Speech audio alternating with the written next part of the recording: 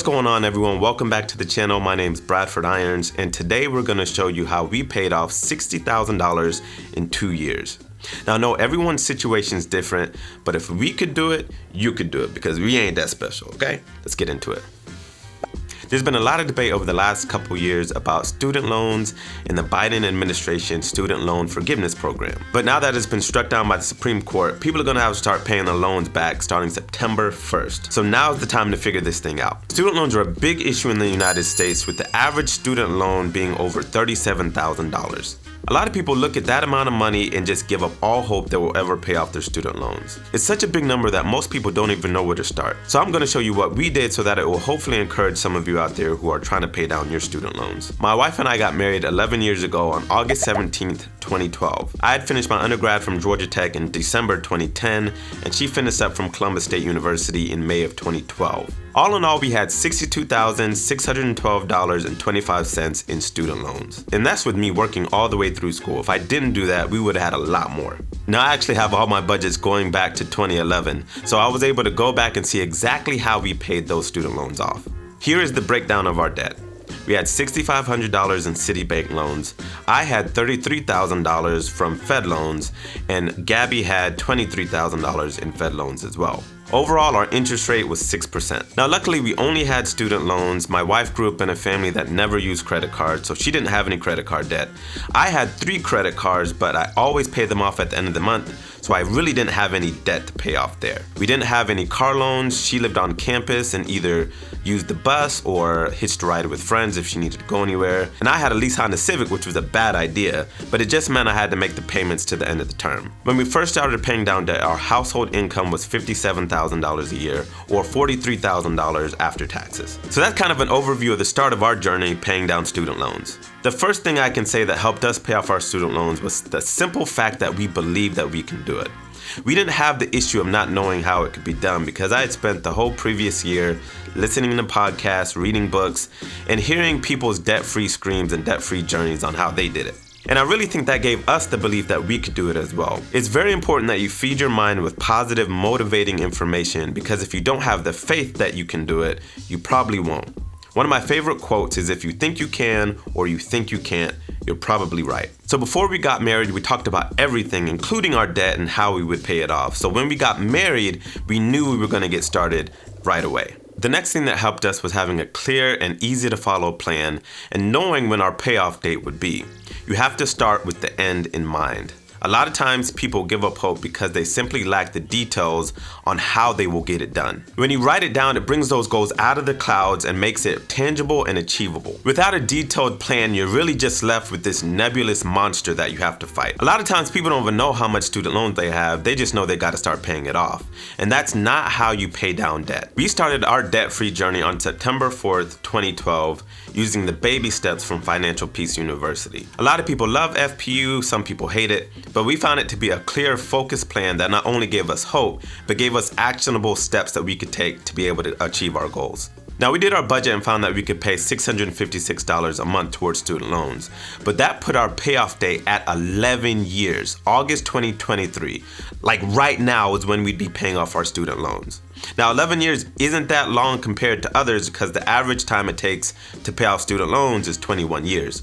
But for us, we ain't doing that. I don't like owing anybody any money. So we had to make some adjustments. Create margin in your finances. In order to pay off debt, you have to have margin in your finances. You either have to increase your income or reduce your expenses, or both, enough that you have significant money to throw at your debt. There's no magic pill here, it's just math. So first we started looking at our costs. Our rent was $775 a month, which was very good. That was about 23% of our take-home pay. Our utilities were $342 a month, which was 10% of our take-home pay. So we were good there. We went through each and every line item in our budget to see where we can cut. And we found that the only places that we could cut were on clothes and transportation. Now, transportation, again, I had a lease. It was $287 a month, but I couldn't easily get rid of it, so we just decided to make those payments to the end of the term. So overall, our expenses were already really low, and this is because, again, we talked about it before we got married. So when I moved to Pittsburgh a year before getting married, I purposely got a cheap apartment, Didn't have any furniture. The only furniture we had was a hand-me-down sofa and couch set from my parents. We didn't have any decoration.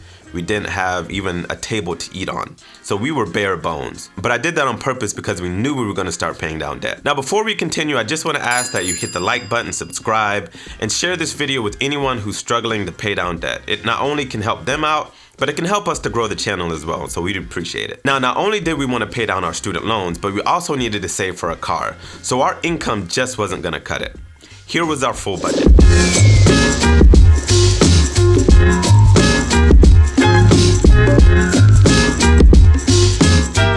Sorry to say, but wifey had to go to work. He who finds a wife finds a good thing. Hallelujah. She graduated from nursing school, so we knew that she could get a job and make good money. She wanted to take 6 months off after graduating, but we just had to scooch that in a little bit. So after a couple months, she was able to find a job making $36,000 a year, which brought our income up to $93,000. As a comparison, the average married couple in Pennsylvania with no kids made about $71,000 a year. So our income was over 32% higher than the typical. Now at this point, a lot of people say, you were only able to pay off student loans because you have a great income. And that's partially true. If you have a great income, it helps a lot. If you don't have enough money coming in, it makes it very difficult to pay down debt. But there are a lot of people out there who make great money and still live paycheck to paycheck. So let's just assume we were making $70,000 a year. That would still bring our payoff date from 11 years to 4 years, which is very good. Luckily, we had the income that we could do it faster. So we decided to live off my income and dedicate her entire check towards paying down student loans. She brought home $1,230 every 2 weeks, which was about $2,600 a month. Here was an example of one of our budgets after she started working.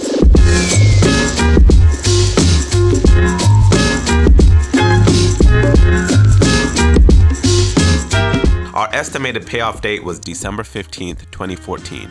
And we actually almost hit that right on the spot. We paid off our debt on December 5th, 2014.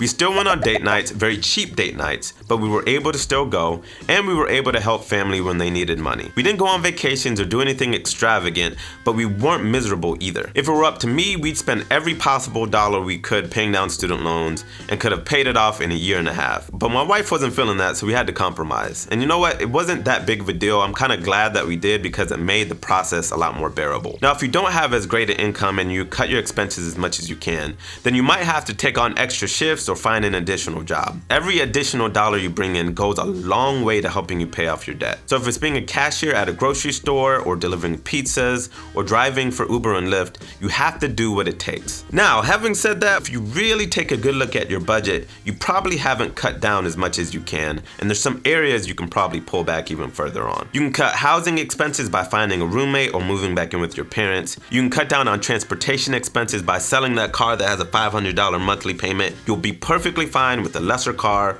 or taking public transportation. You most definitely can cut down on your food expenses by cooking all your meals at home and maybe only going out once every couple weeks. It's really about how serious you are and to what extent you'll go to get out of debt. That's why you need to have a good why behind wanting to pay off your student loans. Having a strong motivation will definitely help you stay the course. Our why was having a strong foundation for our family. I really didn't want to start a family with loads of student loans and have to worry about how much money we're bringing in or if Gabby has to work or not.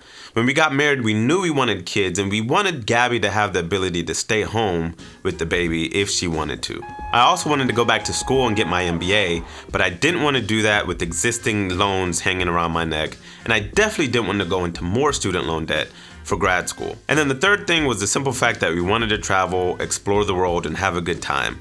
Now, I had spent a lot of time in school working and just struggling my way through, so having more vacations was very important to me, but I didn't want to do that, and I wouldn't feel right about it going on all these vacations while I still owed people money. My why was very strong. I was definitely getting out of debt. And my wife jokes that I was kind of like a dog with a bone, and I wasn't letting it go.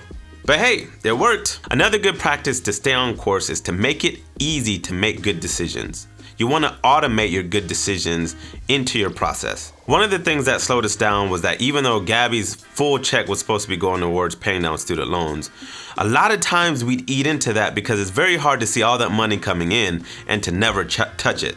So inevitably, we'd end up spending some of it on extra food or going out or doing stuff that we really didn't need to do, but the money's there. So one of the things that helped us was to just remove it from our budget. Out of sight, out of mind. Since it was out of our budget, we no longer saw that money to be able to allocate it towards expenses. We didn't do automatic payments, but the simple fact of removing it from our budget made it a lot easier. Now, if we would have done automatic payments, it probably would have been better and we could have paid it off even faster. You really don't want to have to make hard decisions not to spend your money every day when you can just put it in a system and make it easy on yourself. It's sort of like losing weight. If I have to come home after a hard day's work every single day and look at ice cream staring me in the face in the fridge, well, inevitably there's gonna be 1 or 2 or 4 or 5 days out of the week where I'm gonna give in and have some ice cream. So it's better off just not bringing it in the house. It's the same with paying down student loans. If you can have automatic student loan payments coming out of your account every time you get paid, you really don't have to worry about making good decisions about where to spend that money. It's already set. If you cut up your credit cards, then you don't have to make the decision not to spend more money than you have because it's already built into your process. And you shouldn't just do this with paying down student loans, but also investing and giving and paying down other debts as well. It really takes the friction out of managing your money well. And finally, it's very important that you have a monthly money plan that you can follow because without that, it's gonna be much harder to stay on track and get out of debt. You can click on this video for a few tips on how to stick to your monthly money plan. Thank you.